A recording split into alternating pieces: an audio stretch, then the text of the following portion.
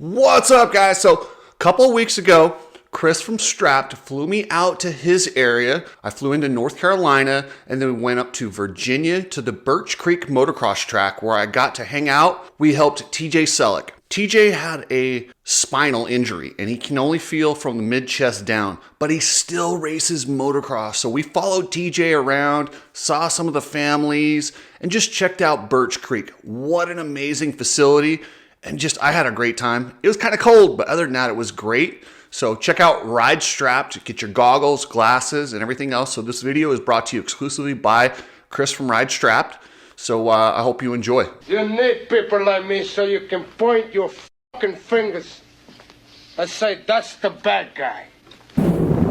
So the first thing I notice is, man, I'm a West Coast guy. I'm not used to these giant trees and these houses out in the middle of nowhere. So the first night we stayed at Chris's house, and he failed to mention that he's got this like X Games BMX freestyle course in his backyard. His brother, 52 years old, still hits this stuff. When I saw these jumps, I'm like, dang, how did you fail to never mention you have a X Games freestyle course on your property? This is ridiculous. It was so cool. And seeing those guys hit that, those jumps are huge, man.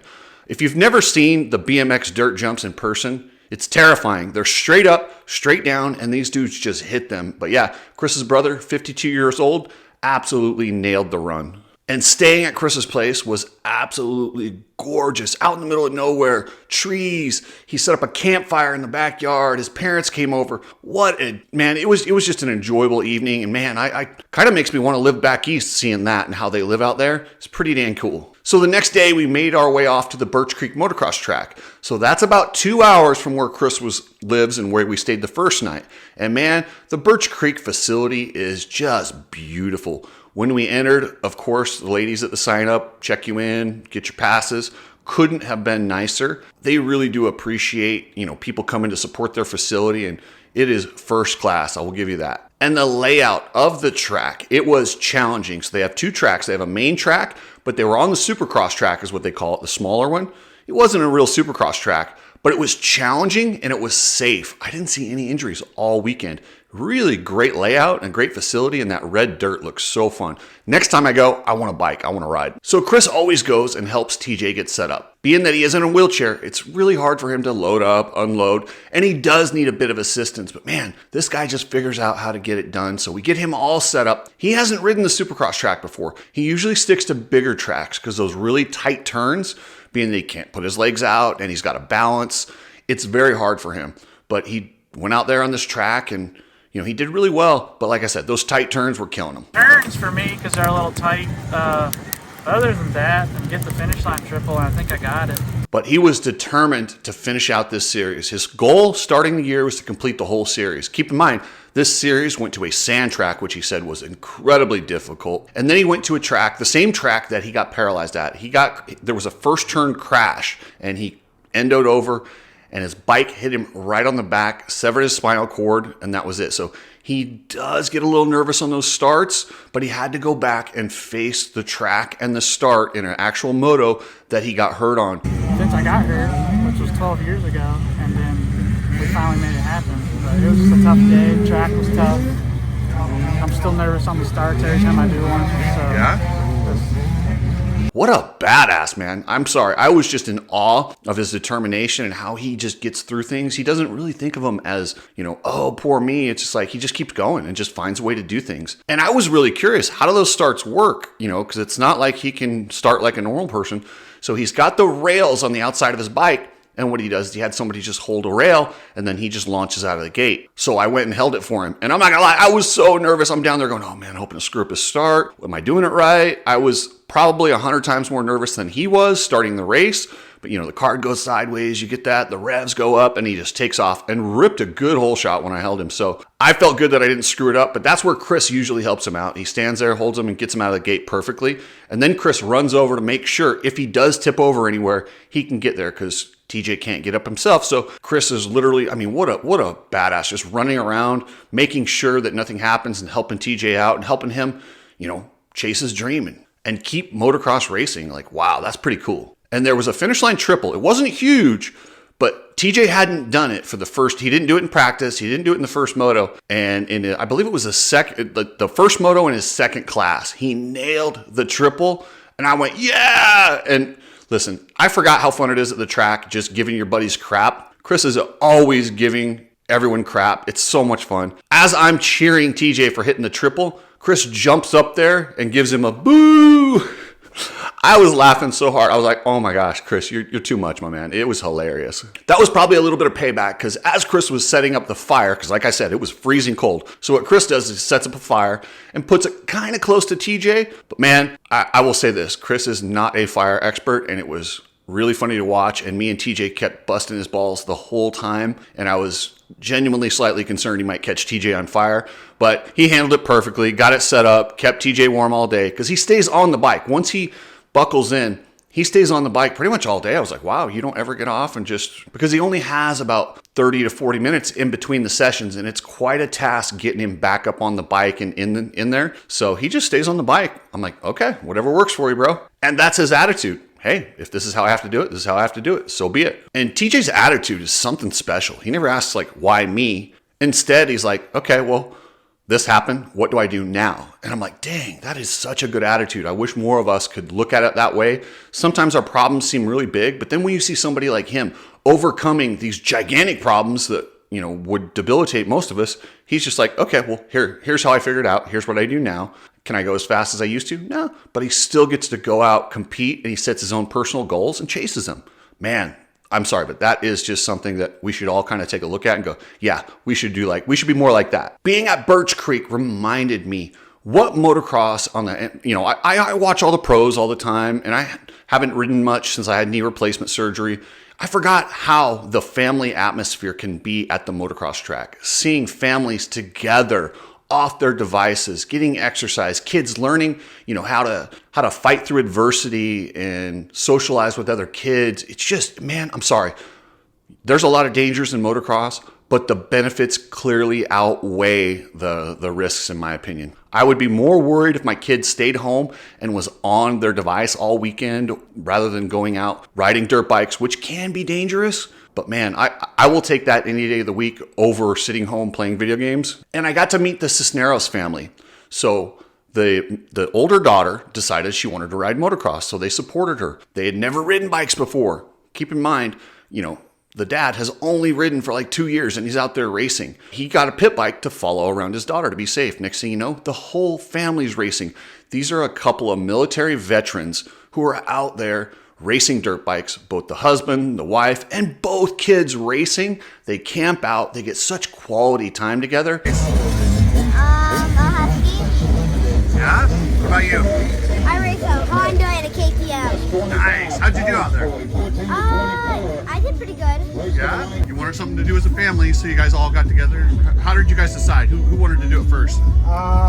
She did, and then we got a pit bike to follow her around, and that was my very first motorcycle, like anything on two wheels with a motor, and I liked that, so I got a 250, and then we got her a PW, and then her a 250, and then I swapped my 250 for the 450, and that's where we're at now. I forgot how awesome that is. When I watch the pro racing, I get too wrapped up in, all the things that go on with this sport. I forget how great it can be on that entry level and just what it teaches families and how it can bring them together and get that quality time that you just can't get somewhere else. And so Chris and I were just watching the races, and every time we saw like a kid, there's a lot of kids out there that clearly don't have a ton of money, the best bike, but they're giving their full effort. So we'd go over and just say, hey, you know what? Great effort. We like your style. Here's some goggles and tear-offs. And that's what Chris does. That's what Ride Strapped is all about. The Birch Creek scene is a throwback to how it was when I was a kid, or at least how I remember it. The announcer drives in from Florida the night before because he knows all these families and he calls the events and he's the kind of regular voice of the area. He gets to watch all these families grow up. He watches these kids develop from beginners to high-level experts and some even pro. I thank the people at Birch Creek for keeping this thing running and giving our next generation the same opportunities that we had. I commend them so much, and I'm so happy that they're there. And these facilities like this, like I said, it's a dangerous sport, but life in general is pretty darn dangerous, especially these days. And I will take that any day of the week over like I said, devices or any of the other things we got going on in life, it's nice to get out there and really experience people, socialize, challenge yourself, take some risks, overcome some obstacles. Birch Creek really is a representation of what motocross should be. Local motocross is important. I just want to support Birch Creek and all the other tracks like this that keep it going for the next generation. Thank you guys. And then going back to Chris's house, I was just fixated on all these, like, as I call them, murder houses. They're scary, of course, so I'm a little bit nervous about these houses. So what does Chris do? He wants to stop and tour them and walk around them. I'm like, dude, I'm not getting that close. So of course we did, and we walked around. And then at one point, when he needed to buy some firewood for the house, there's this cardboard sign written firewood. So we drive down this like dirt road in the middle of nowhere. We pull up to this house that looks like something you'd see in some sort of a horror movie. Nobody's there. So we see the pile of wood. This weird cat walks up to us. I'm like, Chris, I don't like this, man. I'm feeling really uncomfortable. He's just strolling around the house looking for somebody to sell him firewood. Meanwhile, I'm just making sure nobody jumps out with an axe to chop our heads off. Well, needless to say, it looked abandoned. Nobody ever came, so we just split. He's going to get firewood the next day. But I truly loved seeing the back east kind of woodsy area where it's really, man, I could live in that area because almost every house had enough land for a track. Man, if I lived in one of those areas, I would 100% just have a track right there. I don't think I'd ever leave. I'd just ride my track all the time and probably go race the local series. It looks like an amazing place to live. It was eye-opening being from the West Coast to see how they do it out there in the East. And after watching TJ race all day, Saturday and Sunday, so TJ races all weekend. And then Monday, of course, right back to work. He has a successful business. Let's go see him. Let's go see him in his business. Let's see how he overcomes the same stuff. Same thing, building a successful business. His company just built a patio for this house. He's not a guy that says, oh, poor me, I'm in this. He goes, okay, no big deal. I have to deal with this. And he just gets over it. And I'm like, after seeing TJ, I don't know that I ever have the right to complain about anything ever. He just makes do. And it's all about figuring out what's next in life and how to deal with whatever life throws at you. And TJ does it, man. And it is badass. So thank you. I'm so glad that Chris had me come out there, hang out with his family, hang out with TJ, get to know the Cisneros family at the track. And also there was a gentleman that was there. It was his first time back. He had cancer treatment and it was his first time back on the bike. You forget how important it is to have something to look forward to, especially when you're going through life's hardships, and to see him get back out there after going through cancer treatment. And the dude was fast, man. He absolutely rode really good. Like I said, it was probably the feel-good trip of the year, and I had so much fun.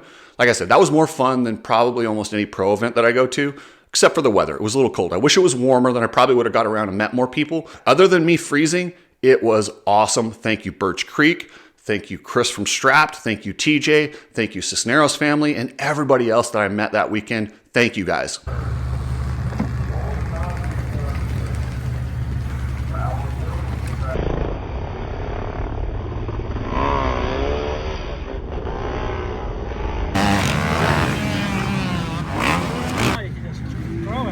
Yeah. I'm gonna let the fuse disappear. Because one time I did that, it was right in my...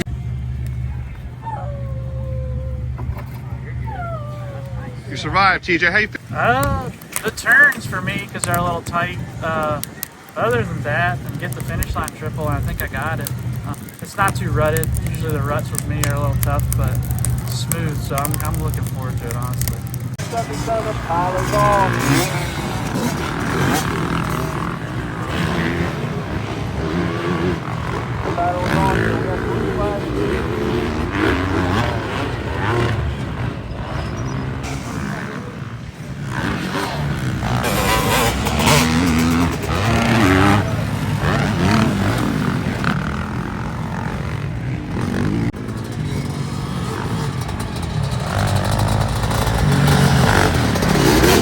I've been trying to do that race since I got here, which was 12 years ago, and then we finally made it happen. But it was just a tough day. The track was tough.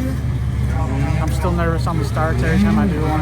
So How close was that to an endo when you hit? I thought I was going over about when I was close. I mean, because I don't know. I just hit the kicker, I guess. I didn't know the kicker was there. I didn't all in practice. It wasn't there, so. I moved my line over to the right a foot and it was way better.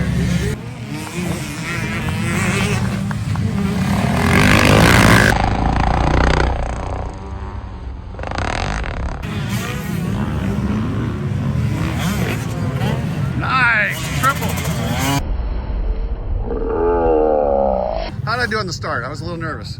Good. You did good on the start. I had a good start, but all those kids in schoolboy were like hitting each other coming in the first turn, and I'm the only old guy going in there. So stuff each other, piles off.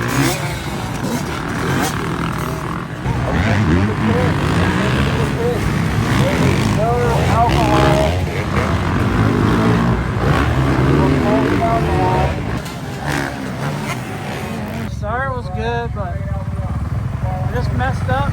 Ready?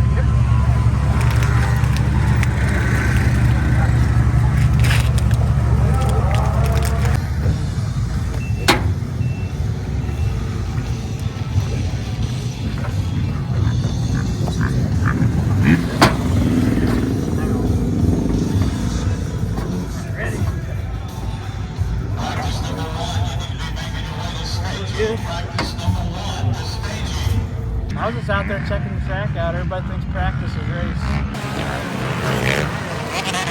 So you got the whole family, huh? Yeah, man. Is your daughter? Yep. Elena, come over here. Hey, how's it going? Good, how are you? Is it the end of this? Come here, Elena. So you guys just wanted something to do as a family, so you guys all just got together? Yeah. Yeah. Awesome. And what do you race? A Husky. Yeah? What about you? I race a Honda and a KTM. Nice. How'd you do out there? I did pretty good. Yeah? How's pretty good? Like, Did you ride good though? Were you happy with the way you Yes. rode? Okay. You wanted something to do as a family, so you guys all got together. How did you guys decide? Who wanted to do it first? She did, and then we got a pit bike to follow her around, and that was my very first motorcycle, like anything on two wheels with a motor, and I liked that, so I got a 250, and then we got her a PW, and then her a 250, and then I swapped my 250 for the 450, and that's where we're at now. Awesome. And you guys all race. Yeah. That's so cool. This is a 2005 CR250 with a big bore kit in it. It's got an LA Sleeve 330 cylinder in it that's been bored to a 350 KTM piston.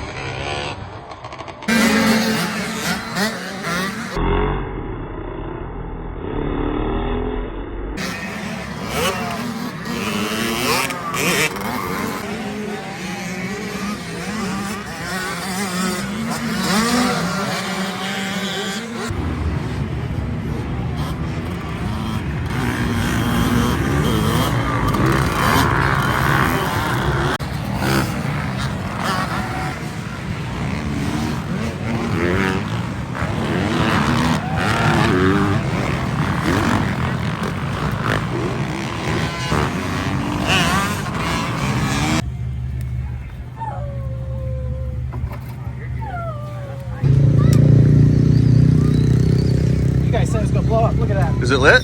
I don't know. It starts to light.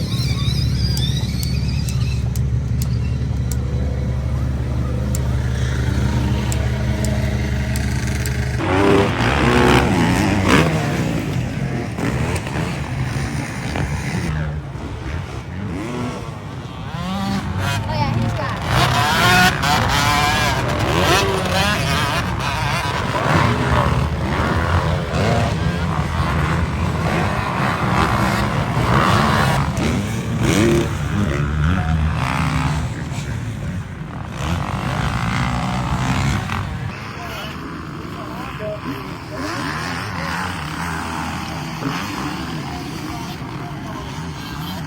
This is the whole shot.